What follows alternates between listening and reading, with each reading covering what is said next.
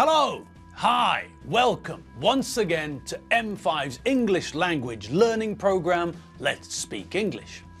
I'm Gav Duncan and I'm here on your TV to help you learn English. Now, are you sitting comfortably? Yes? Good. And are you ready for today's lesson? Yes? Good. Okay, well let's learn English together. And welcome to the studio, people. How are you all doing today? Are you all well? I hope so. Did you all sleep well and have a good breakfast? Did your day start well and is it getting better? Again, I hope so. Well, I had a fantastic afternoon, a fantastic evening, and then this morning I went for a run, which was good, especially when it was over. After that, I had an excellent breakfast and now here I am, ready to start today's lesson. Great! So, I'm here and you're there. Now, all we have to do is, you know, don't you? Yes, it's that time again, the time when we call the animals and give them their orders. So, animals, assemble! Okay, let's give them their orders. Let's tell them what to do. Gusti, no dancing. Margot, don't block the TV screen. And Nigel, good old lovable hairy Nige. Nigel, no snorting, no grunting, no squeaking. All right, the animals have been given their orders. And do you all remember what form I used to give the animals their orders?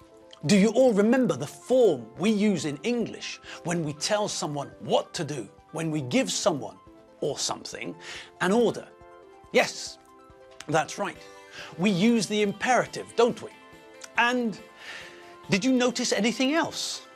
Just before I gave the animals their orders, I also used the imperative, didn't I? In the sentence before I gave them their orders, I used the imperative, but this time I used the imperative not to give orders, not to tell you what to do, but to make a suggestion. When we want to do this in English, we use the imperative with let's. Let's do something. We start with let's, which is the abbreviated version of let us, and then we follow it with the imperative, with the infinitive without to. We use this form of the imperative when we're suggesting what to do to a group. If we're standing in the street and we're trying to think of something to do, then someone might say, let's go to the cinema, or let's go to the pub, or let's eat pizza tonight, or let's go home. All of these sentences are examples where we're using the imperative to make a suggestion to the rest of the group. We're suggesting what we should do. Okay, so now we know that we can use the imperative form to give orders, but we can also use the imperative form to make suggestions too. Good. Now, where were we? Yes. Yesterday we saw and heard a conversation between Lizzie and Tim Benchfield, didn't we? Alfredo sent Lizzie to fetch Tim from the car park. Alfredo told Lizzie to go from the supermarket to the car park and come back with Tim. He asked her to fetch Tim. Lizzie went into the car park, found Tim, and they both came back into the supermarket. There was some new language in their conversation, wasn't there? For a start, we heard Lizzie use the imperative, didn't we? She told Tim, hurry up, which is another way of telling someone to move faster. She also said, come on, which in this situation means the same thing as hurry up. And she also said, get a move on, which also means the same as hurry up. So now we know some new ways to tell people that we want them to move faster, that we'd like them to do what they're doing more quickly. We can tell them, hurry up, we can tell them, come on, and we can also tell them, get a move on. Now, one thing that we often see when we see an imperative command written down is that the imperative is often followed by an exclamation mark. Not always. If I'm suggesting that we do something, then perhaps it's not an exclamation. An exclamation is normally a comment, something we say, a remark, where there is surprise or a strong emotion, like anger, for example. Imagine a situation when you wake up in the morning, get out of bed half asleep, walk towards the bathroom, and then you walk into the bedroom door and stub your toe on the door. Now, think about what you say in this sort of situation. It's not a nice word, is it? No. And it's not the sort of thing that you say quietly and nicely, is it? No. It's something that you normally shout. And because it's a word which is full of pain and anger, then it's an exclamation. You exclaim, you cry out in surprise, pain, anger. Now, this means that if we see the word you say written down, we indicate the strong emotion connected to the word. We show that this was a word spoken in anger or pain or surprise by putting an exclamation mark after it. The exclamation mark shows us that this is an exclamation. The exclamation mark shows us that this word or phrase, whatever goes before the exclamation mark, was said in a dramatic, emotion-filled way. Maybe the person who said this shouted it. We don't know. But we do know that this word or phrase was said suddenly, perhaps in surprise, perhaps in anger, perhaps in pain. Just think about the word that you say or shout when you stub your toe on the bathroom door in the morning. You know that there's an exclamation mark, perhaps more than one after it. And have a look at what happens to Eddie in this scene. Listen to the way that he cries, "Ah!" You can hear that this is a painful surprise for him. And so, when he cries out in pain and surprise. And you can guarantee that there's an exclamation mark, perhaps more than one, at the end of the word. You're worse than your husband. Ooh. You can hear the exclamation marks in that cry, can't you? Blimey. Ooh, nasty. Okay, so those are exclamation marks, and we often see them when we're giving people orders, using the imperative form to tell other people what to do. If someone is angry with you, they normally shout at you. And that means that they'll shout an order at you, like Richie in this scene, shouting at Eddie to come downstairs at once. Right, that's it. Edward Hitler, come down here at once!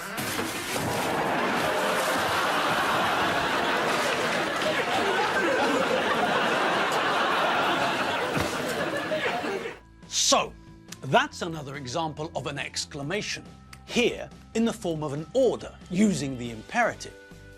Okay then, what were we talking about? Oh yes, I remember. We were talking about what Lizzie said to her brother Tim, weren't we? We were looking at the imperative, weren't we? Yes, we were having a look at what Lizzie said to her brother. The fact that she used a verb in the infinitive without to order him, to tell him what to do. Hurry up, come on, get a move on. All of these mean the same thing. She wants Tim to hurry up, to move faster. Alfredo told Lizzie to fetch Tim, and that's what she's doing. She went into the car park, found Tim, and now she's bringing him back into the supermarket with her. Okay, now I know that the imperative is very easy to use, but just to make sure, let's have a little bit of practice, shall we? Look at the following sentences and then change the sentence so that it uses an imperative. Okay. As usual, let's do the first one together as an example. That was a sentence using an imperative. Did you notice? I'd like you to sit down. Sit down. So, what did we do to change that sentence? Well, that was a very easy one, wasn't it? All we did was use the imperative form of the verb to sit down, which we make by removing the to from the front. And we made sure that the meaning is the same. In the first sentence, the person is being polite. But in the second sentence, the meaning is the same, but the style of the sentence is more aggressive. Okay, so have a look at these other sentences and change them so that the meaning is the same, but with an imperative. Can you open the door? Please move faster. I think we should go to the pub. I don't want you to eat my cake. It's not a good idea to touch that snake. It's poisonous. Someone asked you a question. You should answer the question. When I go on holiday, I want you to water my plants. I don't want the door closed. I want you to come here. Okay, so they were all pretty easy, weren't they? Well, how did you all get on? Let's find out. Hey! Another imperative. Okay, here we go. Can you open the door? Open the door. Please move faster. Hurry up. Come on. Get a move on. I think we should go to the pub. Let's go to the pub. I don't want you to eat my cake. Don't eat my cake. It's not a good idea to touch that snake. It's poisonous. Don't touch that snake. Someone asked you a question. You should answer the question. Answer the question. When I go on holiday, I want you to water my plants. Water my plants. I don't want the door closed. Don't close the door. I want you to come here. Come here.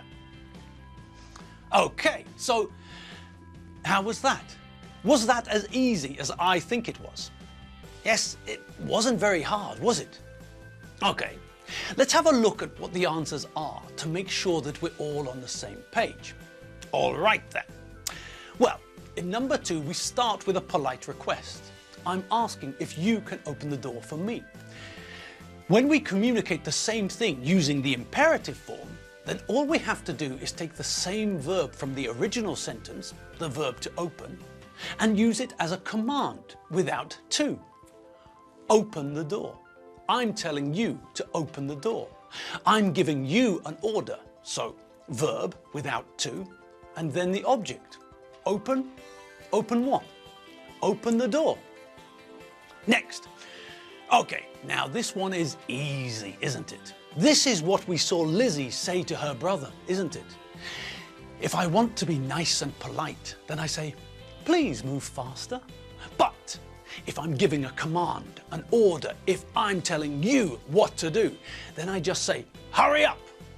As an alternative, as we saw with Lizzie, I could also say, come on, or get a move on. They all mean the same thing. Okay, next. Aha. This one's a little bit different, isn't it? It's still the imperative, but it's not a command. It's not an order. I'm not telling people what to do. In this sentence, I'm using the imperative to make a suggestion to the group.